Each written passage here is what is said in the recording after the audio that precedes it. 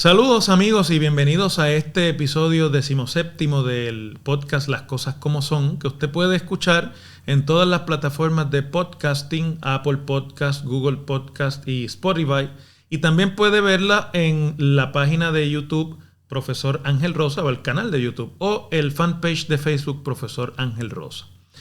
Hemos estado fuera 2 semanas de la producción del podcast porque, tomé unas vacaciones ya al inicio del verano. Había que un poco descansar toda la intensidad de muchos años trabajando en esto del análisis. Yo no tomaba un descanso desde el verano de 2019 y por lo tanto eso va cargando un poco a uno de diversos tipos de energía que en algún momento hay que descansar. Y además luego la pandemia nos tuvo a todos confinados a la isla de Puerto Rico por más de un año. Suerte que ya estamos avanzando en la vacunación y que uno de esos que se vacunó ya completamente es quien les habla, y por lo tanto se me facilitó esa semanita de vacaciones fuera del país. Pero ya estamos de regreso y, como siempre sucede, los temas son prácticamente los mismos, no cambian. Siempre hay aristas, hay nuevos ángulos que hay que enfocar desde el comentario público, y esta semana quiero, luego de que ya hayan concluido 3 semanas y vamos para la 4ª, en que comenzara el consorcio estadounidense-canadiense Luma Energy a administrar la transmisión, distribución y el servicio al cliente de la Autoridad de Energía Eléctrica, pues comentar lo que ha estado sucediendo en estas 3 semanas. Todo comenzó el 1 de junio con una transición de un contrato controversial, atropellado, con un boicot del sindicato principal que unía o que agrupaba a los empleados de la Autoridad de Energía Eléctrica, la Unión de Trabajadores de la Industria Eléctrica y Riego, la UTIER, en cuanto a la transferencia de sus empleados a la nueva empresa privatizadora, a pesar de las ofertas y de todo lo que se discutió en cuanto a condiciones de trabajo. Pero más pudo la incertidumbre, la duda en cuanto a los beneficios ya obtenidos, que las promesas de la nueva empresa privatizadora. Yo pienso que es bueno que recapitulemos rápido cuál es el balance de estas primeras 3, casi 4 semanas de Luma Energy a cargo del servicio eléctrico en Puerto Rico. Lo único que queda en manos de la Autoridad de Energía Eléctrica son las instalaciones de generación, las plantas generatrices que están en fila para privatizarse a finales de este año, si todo sale como el gobierno ha anunciado, pero que aún mantienen cerca de 1,000 empleados de la corporación pública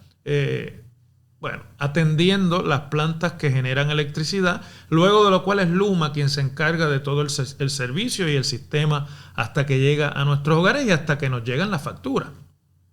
El balance a mí me parece que es sencillo de pasar. Primero, Luma no conoce el sistema eléctrico que está administrando. Mucho se habló de esto durante la transición, pero creo que ya es inescapable esa conclusión. Tampoco estaban preparados para bregar con la red eléctrica destruida después del huracán María, pero además añadamos a eso la destrucción que significan 30 años de incompetencia gubernamental, de falta de mantenimiento, de politización y de corrupción en la Autoridad de Energía Eléctrica. Me parece que, como ya les dije, el boicot que hizo la UTIER a la transferencia de empleados ha funcionado. Se fueron muchos menos de los empleados que ellos esperaban adquirir mediante transferirlos de la autoridad a Luma. Y en cuarto lugar, es evidente que por una razón u otra, vamos a entrar a eso ya mismo, Luma no tiene el personal suficiente para responder a los problemas que justo en el verano, que no sé a quién se le ocurrió que la transferencia al servicio de Luma fuera en la época más difícil de administración del sistema eléctrico en Puerto Rico, que es el verano. En el verano vienen las tormentas, las lluvias torrenciales, crece la demanda eléctrica en Puerto Rico porque, el calor nada más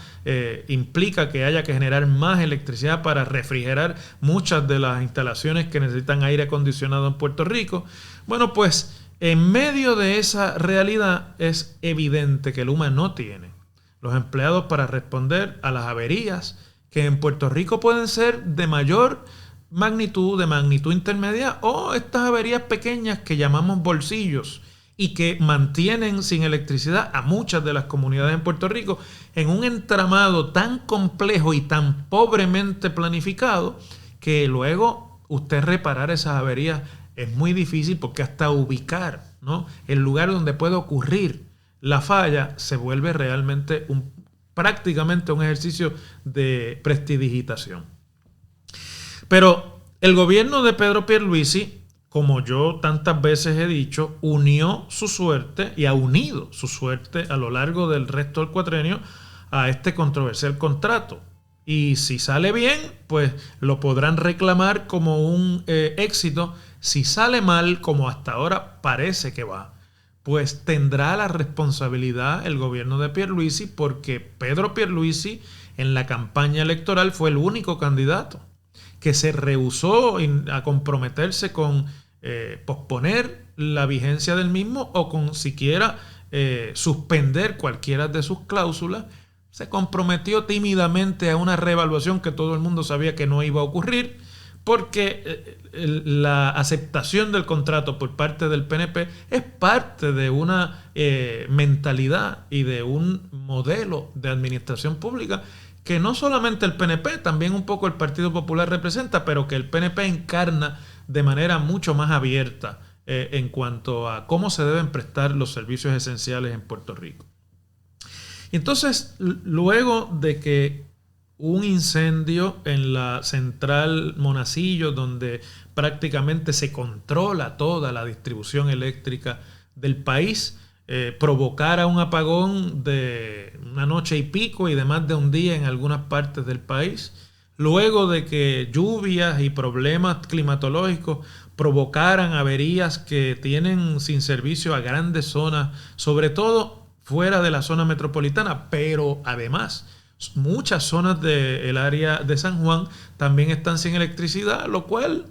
trae una nueva complicación, y es que en San Juan se concentran los medios de comunicación, las estaciones de radio, las estaciones de televisión, los periódicos, es donde la mayor actividad periodística se despliega en Puerto Rico, y por lo tanto, si usted tiene problemas en las zonas donde viven las personas que trabajan en los medios de comunicación, va a ser inmediata la mala proyección de lo que está sucediendo. No es igual cuando las averías se concentran en el interior de la isla o en las ciudades más lejanas de San Juan, porque este es un país que hace mucho tiempo está metropolitanizado, y si no pasa en San Juan, no ocurre para la opinión pública.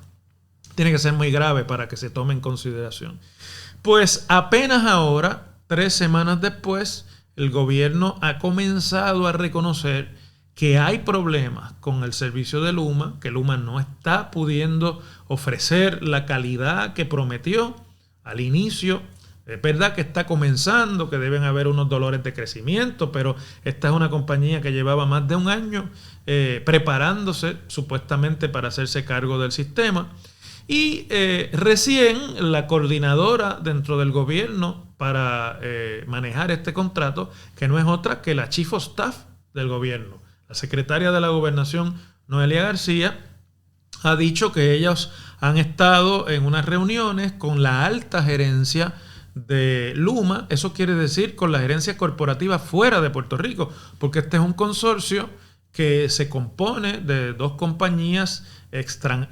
no digamos extranjeras, estadounidenses, una de ellas, y la otra canadiense, cuyos ejecutivos principales y cuyas decisiones corporativas no se toman por el equipo que dirige en Puerto Rico a Luma. Para que, exigiéndole a ese equipo una mejor respuesta,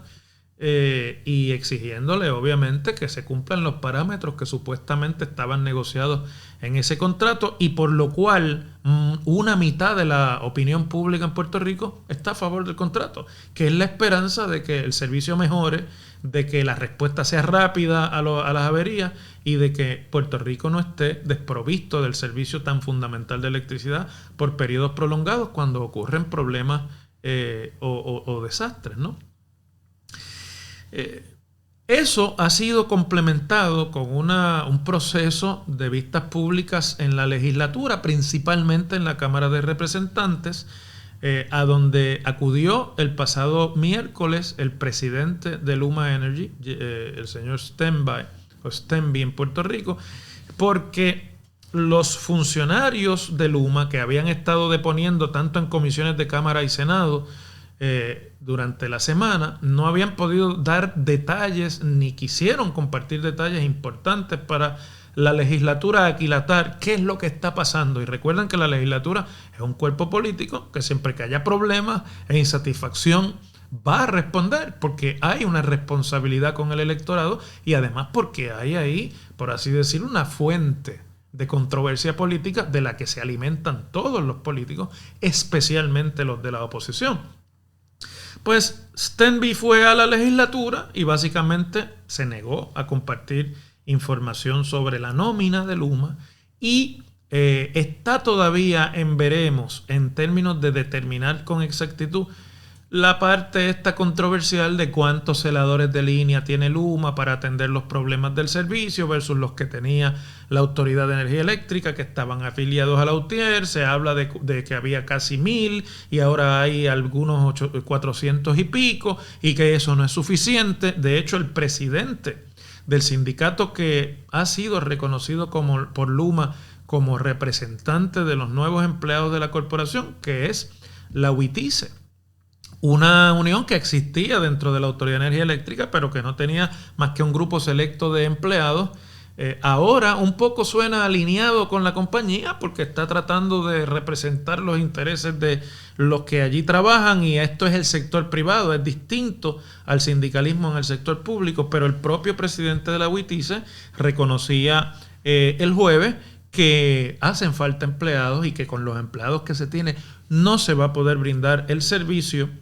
Y eso, que no hemos tenido problemas mayores en términos de complicación de fenómenos atmosféricos que hagan más difícil, ¿no?, la continuidad del servicio todavía este año, y esperemos que no los haya, no por el servicio eléctrico, sino porque nadie quiere volver a vivir la experiencia de María.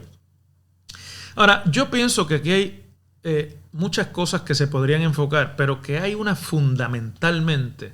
que todos los que metemos la cuchara en la discusión pública o le hemos dado la vuelta o no la queremos comprender. Y yo voy a tratar de dedicar los últimos minutos de este podcast a compartirlo con ustedes porque me parece que es algo que debemos considerar todos.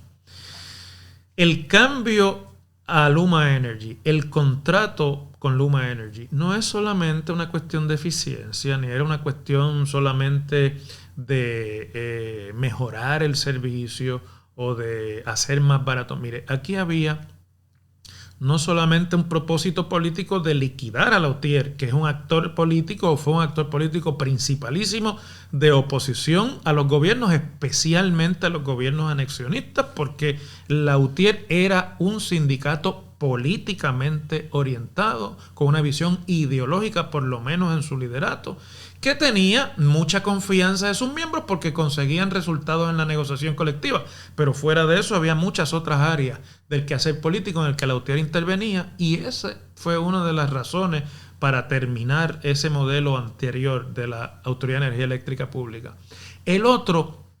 es algo que creo que debemos ya plantearnos a largo plazo, porque me parece que el contrato de Luma no se va a cancelar, que debemos ya reconocer que no se va a regresar a la vieja organización de la Autoridad de Energía Eléctrica y que los que esperan que el desenlace de este sea el de Ondeo y el de Acueductos cuando tuvo el gobierno que hacerse cargo nuevamente en 2004 del servicio, si ocurriese, está aún un poco lejos, a unos cuantos años de ocurrir. No va a ocurrir en este primer mes, ni en lo que queda de este año, y el contrato es a 15 años, prorrogable a 5 más, lo que podría implicar 20 años con el modelo de Luma.